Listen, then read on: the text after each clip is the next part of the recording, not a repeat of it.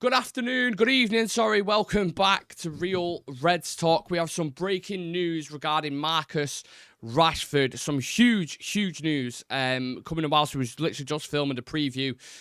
So basically, he had a day off today from Manchester United, so he had returned to his old primary school south of Manchester. He had, 420 Christmas presents for the pupils, a very long planned event.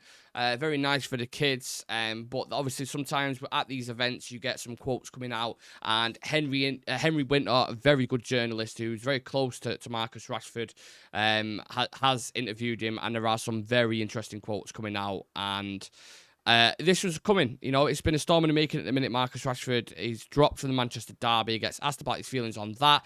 He gets asked about his future, which I think there's some massive quotes from there, being left out the derby, under Ruben Amorim, how he expects it, his career so far, a load of stuff. So we're just going to dive straight into that, people. I'm going to read out the quotes for you, and I'd love to get everyone's reactions on this. So if you are watching this, get involved in the comments and speak to me, people. So Marcus Rashford was asked whether he's staying or leaving. He said, for me, personally, I think I'm ready for a new challenge and the next steps. When I leave, it's going to be no hard feelings. You're not going to have any negative comments from me about Manchester United. That's me as a person. If I know that a situation is already bad, I'm not going to make it worse. I've seen how other players have left in the past, and I don't want to be that person. When I leave, I'll make a statement, and it will be from me. So it's clear. It's clear as day. Ineos have had a conversation with him. They must have said, look, we've looked at your track record. You passed. You've seen you've been up and down. You're struggling with some consistency. The fans are getting on your back. You're not enjoying your football at the minute. It looks like you're just kind of treating it as a job and you're just turning up. We think it would be beneficial for all parties if, one, we sold you. Because obviously for them, it's, if you look at PSR rules, academy graduate, if they get 50 million quid and they remove his wages, £365,000 a week, that's massive for the wage. And just, in general, when you go into the specifics of PSR. So that's going to be huge for him. For you, new environment, new place, a chance to really fulfill your potential. You're coming into your prime years now. You're 27 years old. Look how much fun McTominay's having in Napoli, over in Italy. We see that kind of journey for yourself, and we believe it's best for you and your family and agents, etc. I'm guessing that's the kind of conversation. One can only speculate at this point, but let's have it, right. As fans, we're all sat here. We adore him because he's come through the academy, and the moments that he's had, the 30-goal season under Ole Gunnar Solskjaer, had an amazing kind of turnover in terms of numbers as well. He's had really good moments. He's won trophies with the club, but he's never been the talisman that we always put him on the pedestal for. He's never been that guy who we can look to, like Salah is for Liverpool, like Kevin De Bruyne is for Man City, and you can name plenty of other figures. He's never been that guy. And he struggles sometimes with his mentality and attitude, and I know he goes against that and says, he's a very strong mentally person, and I get that. You have to have thick skin to play for United, especially being from the area. You've got more pressure on you than anything. So, to be honest, from a human aspect, I understand his side of the thing. There's huge pressure, there's massive eyeballs on you. But at the same time, some of the things that he doesn't help himself. He had the Belfast situation, which came out, which is, it being dropped from the Wolves game. Eric Ten Hag had a couple of disciplinary issues with him.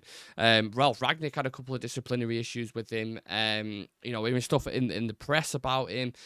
Just loads of stuff. It's kind of like, is it, you got to this climax now and you're like, Marcus, is it worth it at this point? Is it worth it? That he's got Rashford, and he's probably like, you know what? I think it's time to go. And as he said there, I think it's time. I'm ready for the new challenge. I'm ready for the next steps. That's the first time you've ever heard those words out of Rashford's mouth. And obviously, Amorim has been pretty clear with him, and he said, "You're not part of my plans, mate.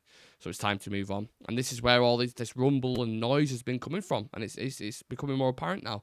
In regards to being left out of the Manchester derby, he said it's disheartening to be left out of a derby, but it's happened. We won the game, so let's move on. It's disappointing, but I'm also someone, as I've got older, I can deal with setbacks. What am I going to do about it? Sit there and cry about it, or do my best the next time I'm available? Well, we've got the Spurs game coming up, so let's see if you start in that or if you're in the squad. I mean, the annoying thing is now, going into that Spurs game, the whole narrative is going to be about him. That it's not even going to be about the game. No one's going to be asked about that. Advancing, getting to a quarterfinal, semi-final. Everyone's just going to be speaking about him, and it takes away from it a little bit. But on the new coach, on Ruben Amorim, on fitting into his system, he said, I have traits to play in all 3 positions and 9 and 2 10s. Some positions are more natural to me. Some positions I have to train more and do a bit more tactical work. The left 10 still suits me, but you have to adapt your game. The biggest skill set is adaptability. People might not see it, but eventually they'll see I've played in plenty of different positions under all the managers. Now, I think the best way to handle this, in a weird way, is to keep playing him, because if you want to retain a player's value, if you want to generate interest, he's not going to do that sat on the bench with quotes coming out every week about how he's, unhappy or whatever. You need to get him playing. You need to get him in a little bit of a rich vein of form so all parties can leave happy. We get the money for him. There's a team that gets him in good form that are interested. Again, it's beneficial across the board, right? So get him back playing, get him back scoring and happy. And hopefully, he can have a good send-off. It's not guaranteed to happen. You might not get a club who comes in and pays for him. Is he willing to take a wage cut? He's on 365 grand a week. What team's going to afford that? What team are going to take a gamble on him? PSG apparently have cooled their interest. Barcelona a bit, look at their financial situation. The German league would probably take him, but he'd have to go out on loan. Saudi Arabia have got the money, but does he want to go there at that stage in his career? Doesn't strike me as that. He's coming into his prime. I can't see him personally doing it. And he probably won't want to end up like, with all due respect, a Jesse Lingard. You've gone off to, Korea, was it? He's playing? And just kind of fizzled out. He wants the legacy. He obviously wants to play in the World Cup. That's another huge ambition for him. So you've got to be relevant. You've got to be in Europe. You've got to be playing week in, week out and doing damage to be noticed and playing in these tournaments. And obviously under Tuchel, you've got a huge chance of winning the World Cup. So he probably realises that. And he speaks about this as well. He says, I'm halfway through my career. I don't expect my peak to be now. I've had 9 years so far in the Premier League. 9 years. It's crazy. Nearly a decade in the Prem.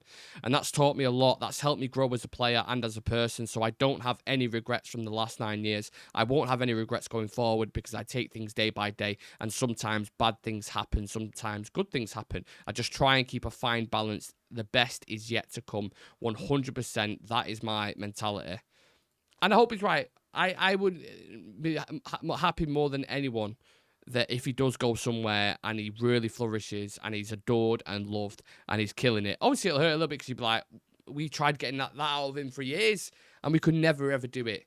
Tried doing it for years and we can never, ever do it. But he's obviously extremely respectful. He loves the club. There's no doubt in that at all. He's got great records across the board in certain seasons. He scored 31 goals against the big 6 sides in the Premier League, 7 goals against Liverpool, 6 goals against Arsenal, 6 goals against Chelsea, 6 goals against City, 6 goals against Tottenham. He can turn up in big games sometimes.